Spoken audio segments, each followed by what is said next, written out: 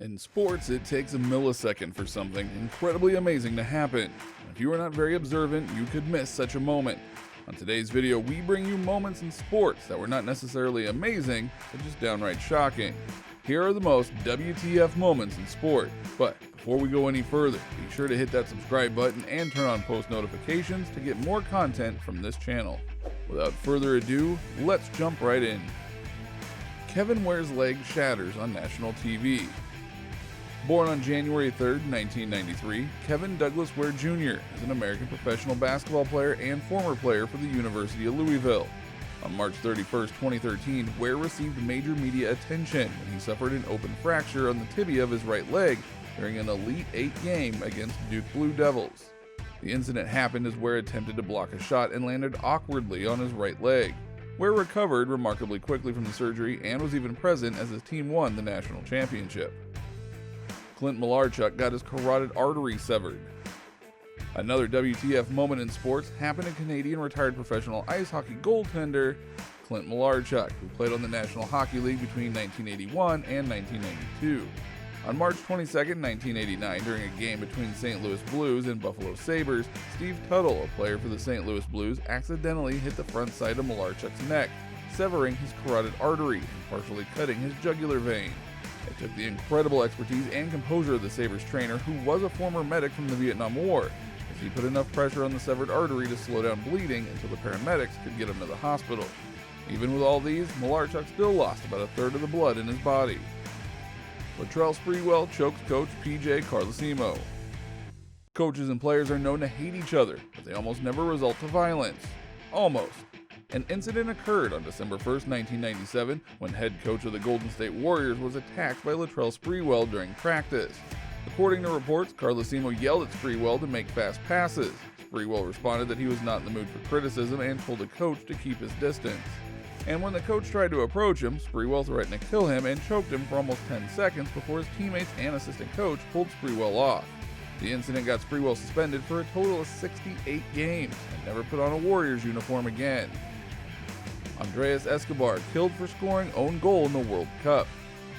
During the 1994 World Cup, captain of the Colombia squad, ANDREAS Escobar, anchored the defense of the team as they went into the competition as one of the favorites. In a match against the USA, Colombia needed to beat them to stand a chance of advancing to the next stages.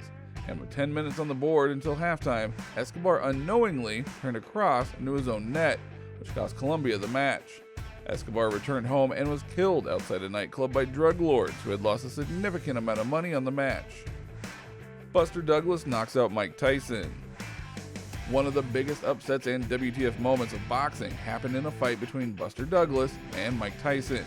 Going into the match, Buster Douglas was clearly the underdog against Mike Tyson, who was the undisputed, undefeated heavyweight champ of the world at the time.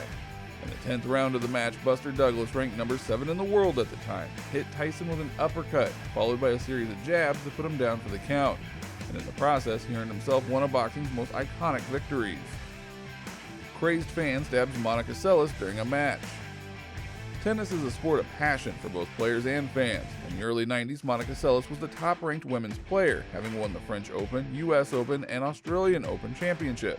In January 1993, Seles defeated Steffi Graf in the final of the Australian Open. Fast forward a couple of months later, on April 30th, during a quarterfinal match with Magdalena Maliva in Hamburg, Gunter Parche, an obsessed fan of Steffi Graf, ran from the middle of the crowd to the edge of the court during a break between games and stabbed Seles with a boning knife between her shoulder blades. Her injury took only a few months to heal, but Seles didn't return to competitive tennis for more than 2 years. Hank Ganther collapses and dies during a game. Witnessing the death of a player can be a shocking sight for fans to see. On Sunday, March 4, 1990, Hank Ganther of the Loyola Marymount Lions in the West Coast Conference collapsed and died in a game against the Portland Pilots. After he scored a tomahawk dunk that put the Lions up 25-13, a few seconds later, he collapsed on the court. He attempted to get up, telling the athletic trainer, "I don't want to lay down." Shortly after, he had stopped breathing. The 23-year-old was pronounced dead at a nearby hospital, and his death sent shockwaves across the basketball world. Zinedine Zidane headbutts Marco Materazzi in the World Cup Finals. Soccer is a sport known for its intense physicality, but in the 2006 World Cup Finals, Zinedine Zidane took it to the next level when he headbutted an Italian player, Marco Materazzi. ZIDANE, who was the French captain at the time, announced he would be retiring after the competition's conclusion. He already helped the team during the first half of the game by scoring a penalty. In the extra time, MATERAZZI made a remark about ZIDANE's sister that angered the talisman. And with the whole world watching, he delivered a headbutt to the chest of the Italian. ZIDANE was immediately dismissed, leaving the French team, who would later go on to lose the match, a man down. Dale Earnhardt dies in crash at Daytona 500. Popularly known as the Intimidator, Dale Earnhardt was one of the biggest legends of auto racing. In 2001, during the final of the Daytona 500, an accident occurred that saw Earnhardt crash into a wall. It was reported that the car hit the wall at an estimated speed between 155 and 160 miles per hour, which was enough to break the right wheel-off assembly of the car. Earnhardt was pronounced dead from a skull fracture as soon as he reached the hospital. Pacers Piston Brawl. Basketball has seen a few shares of WTF moments, one of which is the Pacers Piston Brawl during an NBA game between the Indiana Pacers and the Detroit Pistons on November 19, 2004 at the Palace in Auburn Hills, Michigan. A fan threw a drink at Pacers forward Ron Artest.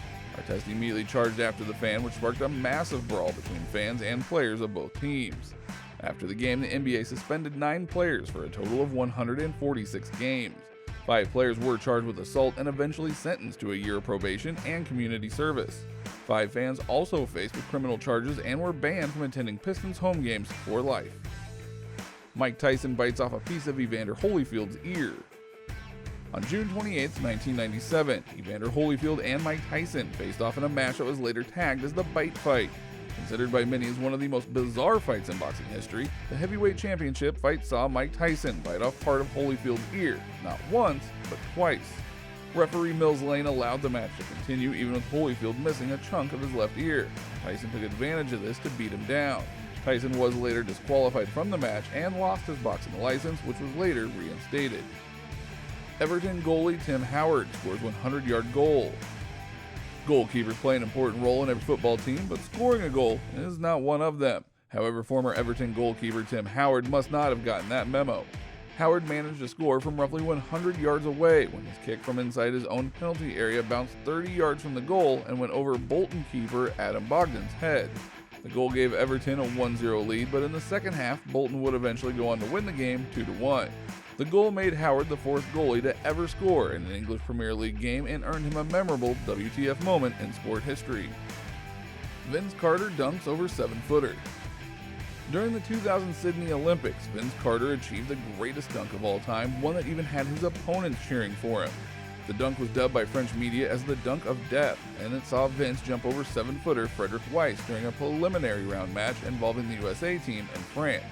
When asked about the dunk, Frederick Weiss said, "I avoided watching replays of the dunk for a decade, but Vince Carter deserves all of the praise he got for what he managed to pull off that day." Girl manages to take selfie while rushing field. Rushing onto the field at a sporting event can sometimes be dangerous, as security officers might have you arrested. College baseball fans Kaylee, Emily, and Tori Hill, they didn't want to just imitate others who have attempted it, they wanted to be remembered. Kaylee made her attempt very epic, as she not only managed to take the cops on a chase, she actually took a selfie, which she posted on Vine and other various social media outlets.